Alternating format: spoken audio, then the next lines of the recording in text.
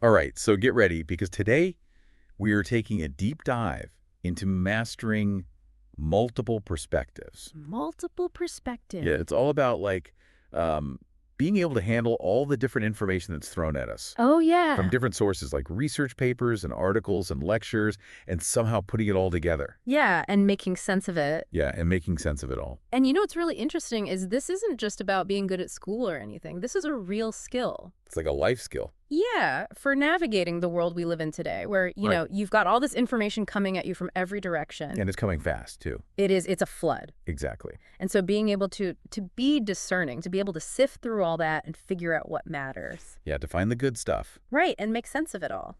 That's what we're talking about today. So it's like a mental filter. It is. It's like a mental filter. It's like building a mental framework for making sense of the world. Okay, so let's say you're doing some research for a presentation or something. You've got all these articles, you've got different viewpoints, you've got maybe some notes you've taken. Piles of notes. Piles and piles of notes, exactly. Right. It can feel so overwhelming. Yeah, it can feel like you're drowning in information. Absolutely. Yeah. So how do we even start to build like that mental framework? Well, it starts with two really, really fundamental skills: Okay. focused reading and active listening. Okay. And these are more than they sound like. More than just reading and listening. Right. It's not just about passively taking in the information. You're not just sitting there with your eyes glazed over. Exactly. You have to actively engage with the material. Okay, so focused reading, what does that mean? So focused reading, I think a lot of us, we try to highlight every other sentence. Yeah, I'm guilty of that. Right, or we get lost in the details. Yeah. But with focused reading, it's really about quickly identifying what's the author's main point. So like their thesis statement. Yeah. What's the core argument and what evidence are they using? So like a detective? Yeah, exactly. You're a detective. You're looking for the clues that reveal the structure of their argument.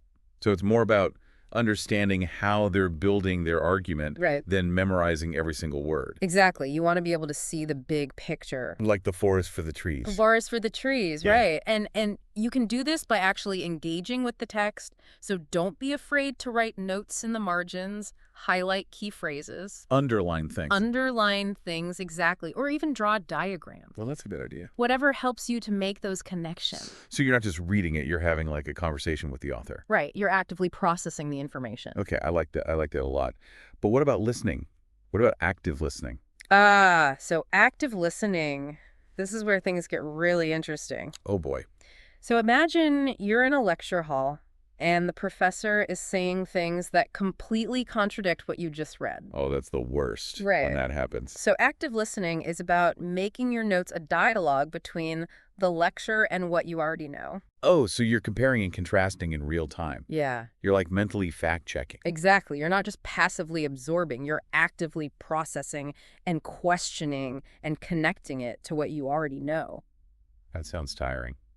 It can be, but it's also incredibly rewarding That's it. because you're building this mental web of understanding. The web. Yeah, where each piece of new information strengthens the overall structure. So the more you do it, the stronger it gets. Exactly. You're training your brain to make those connections. That's pretty cool. Yeah, it is. It's like building a mental muscle. I like that. A mental muscle. And the stronger those muscles get, the better you'll be at making sense of complex information. Okay. So we're building these mental muscles through focused reading and active listening. But where do we go from there? That's where the real magic happens. Okay. I'm ready for the magic. That's where we get to synthesis. Synthesis. Yeah. Okay. I like that word. Sounds very impressive. It's like taking all these ingredients, all this information you've gathered, and blending them together into something new and amazing. Okay. I'm intrigued. Tell me more about this synthesis superpower. All right, well, let's break it down. All right, let's do it. So with synthesis, we're taking those notes from reading our notes from the lecture, all those scribbles, and we're going to blend them together. Okay. So like we're making a smoothie, Kind of, but a really brainy smoothie. a knowledge smoothie. Yeah, exactly, a knowledge smoothie. So Yeah. where do we start? Yeah. Where do we begin with this recipe? Well, first you got to look for the main ingredients. Okay. What are the key points where those sources agree and disagree? So like comparing and contrasting again. Right. But we're going deeper now. Super. Yeah, we want to understand not just what the differences are, but why. Oh, so like, is it because they have different evidence or different interpretations or maybe even some hidden biases? Exactly. So we're like detectives again, but this time we're investigating ideas. Yeah, exactly. We're looking for those clues that reveal the underlying patterns and motivations. Okay, I like that. And as we're doing this, are we also looking for like overarching themes or maybe gaps in the information? Absolutely, because that can point us towards areas where more research is needed. So we're not just summarizing the information, we're actively creating new understanding. Right, we're building a mental map of the intellectual landscape. Ooh, I like that, a mental map. Yeah, and it's a map that's constantly evolving as we encounter new information. So we're not just like travelers, we're also cartographers. We're mapping out the terrain of knowledge. That's pretty cool, but I'm guessing there are some pitfalls we should avoid. Oh yeah, definitely. One of the biggest ones is getting bogged down in the details. Oh yeah, I could see how that would happen. It's easy to get lost in the weeds and lose sight of the big picture, And what's another pitfall? letting our own opinions take over. Oh yeah, that's a big one. Yeah, we have to remember that this is about presenting an objective view of how the sources relate, not about pushing our own agenda. So check your ego at the door. Exactly. Let the information speak for itself. Okay, good advice. Hmm. So are there any like tools or techniques that can help us with this synthesis process? Yeah, actually, there's a really useful one called mapping. Mapping, like with actual maps. Not quite, but it involves creating a visual representation of the relationships between different pieces of information. Oh, okay, so like a mind map or something. It could be a mind map, or you could use like a flow chart or a Venn diagram, or even just a list with arrows connecting related ideas. So it's about taking those abstract ideas and giving them a concrete form. Exactly, you're externalizing your thinking. Oh, I like it's like you're taking it out of your brain and putting it on paper. Yeah, exactly. And Yeah. that can really help you to see the connections and the contradictions more clearly. And the cool thing is, you can customize it to your own learning style. Right, you can use colors and shapes and symbols, whatever helps you to make sense of the information. Okay, so we've analyzed the information, we've synthesized it, we've Mm. made our mental maps now. How do we communicate all of this effectively? That's where the art of synthesis writing comes in. Oh, so we're talking about actually putting it into words. Exactly, and the key here is clarity. So no rambling or meandering. Nope, we got to be concise and organized. Get straight to the point. Right, remember, we're not just summarizing, we're building an argument based on the evidence we've gathered. So how do we avoid just like regurgitating information?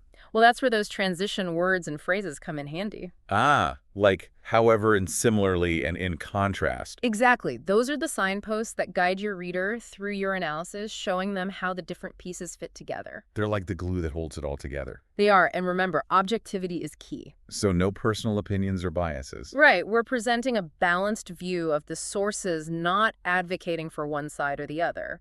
But how do we balance that objectivity with our own unique insights? That's the real art of synthesis, weaving your own understanding into the analysis without letting it overshadow the evidence. So it's like a delicate dance. It is, you're walking a tightrope between objectivity and insight. And how do we make sure that our writing is not just informative, but also engaging? Think of it like you're telling a story. A story. Yeah, the sources are your characters, the connections you've made are the plot, and you're the narrator guiding the reader through this intellectual adventure. So we're not just presenting information, we're creating an experience. Exactly. We want our readers to feel like they're discovering something new alongside us. I like that a lot. But, sometimes even with the best intentions, those mountains of information can feel really overwhelming. Oh, yeah. Information overload is a real thing. It is, and it can be paralyzing. Yeah. And sometimes the best thing you can do is just step away from it for a while. Like a mental break. Exactly. Go for a walk, listen to music, do something completely unrelated to clear your head. Hit the reset button. Right. And when you come back, try approaching the material from a different angle. So like if you were focused on the details, try zooming out and looking at the big picture. Exactly. Or if you're struggling with a particular concept, try explaining it to someone else. Oh yeah, sometimes just talking out loud can help you to understand it better. It can, and don't be afraid to ask for help. Like from a professor or a tutor or even a friend. Right. There's no shame in admitting that you need assistance. Sometimes a fresh perspective can make all the difference. Absolutely. And remember, mastering these skills takes time and practice. So don't get discouraged if you don't see results overnight. Yeah, be patient with yourself and keep practicing. Keep flexing those mental muscles. Exactly. And the more you use them, the stronger they'll get. This has been so insightful. I feel like I'm starting to see the world in a whole new way. That's the power of synthesis. It allows you to make connections that you might never have seen before. And those connections can lead to some pretty amazing insights. They can change the way you think about everything. Like a brain reboot. Yeah, exactly. And then When you're ready to dive back in, try a new approach. A new approach. Like, what do you mean? Well, like maybe instead of focusing on all the tiny details, Yeah. try to look at the big picture. Zoom out a little bit. Exactly. Or if you're really struggling with a certain concept, Uh-huh. try explaining it to somebody else. Like, talk it out. Yeah, sometimes just saying it out loud can help you understand it better. Yeah, I know what you mean. It's like you have to teach it to really get it. Right, and don't be afraid to, ask for help. Yeah, there's no shame in that. No, not at all. Like, if you're really stuck, reach out to a professor or a tutor or even a classmate. Two heads are better than one. Exactly. And remember, mastering these skills, it takes time. It's not going to happen overnight. No, it's a process. It's like learning a new language or an instrument. Yeah, it takes practice. Lots of practice. But the more you practice those skills, the more natural they'll become. So focused reading, active listening, and all that synthesis stuff. Exactly. You'll start to see those connections without even thinking about it. And that's when it becomes really powerful.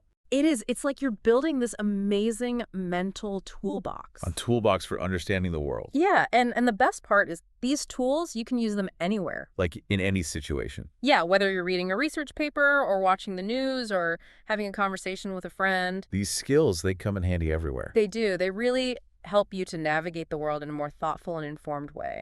So as we wrap up this deep dive, Hmm. what's the one thing you want our listeners to take away from all of this? Be an active participant in your own learning. Don't just sit there and absorb. Engage, question, connect, create. Make it your own. Exactly. That's the key to mastering multiple perspectives. Well said. I think that's a perfect note to end on. So to all our listeners out there, keep exploring, keep learning, and keep The synthesizing. world needs your insights. Until next time, happy diving. Improving your English skills isn't just about learning the language, it's about opening doors to new opportunities, whether in daily conversations, business communication, or professional growth. If you're looking for a structured and effective way to boost your English, we've got courses designed for all levels, from casual speaking practice to advanced business and exam preparation. Join our courses today and start building the confidence to communicate fluently and effectively in any situation. If you found this episode helpful, make sure to share it with friends, colleagues, or anyone looking to improve their English. Let's help more people grow together. And don't forget to leave a comment, tell us what challenges you're facing in learning English, and we might just cover it in our next episode. Until next time, keep practicing, keep learning, and enjoy the journey.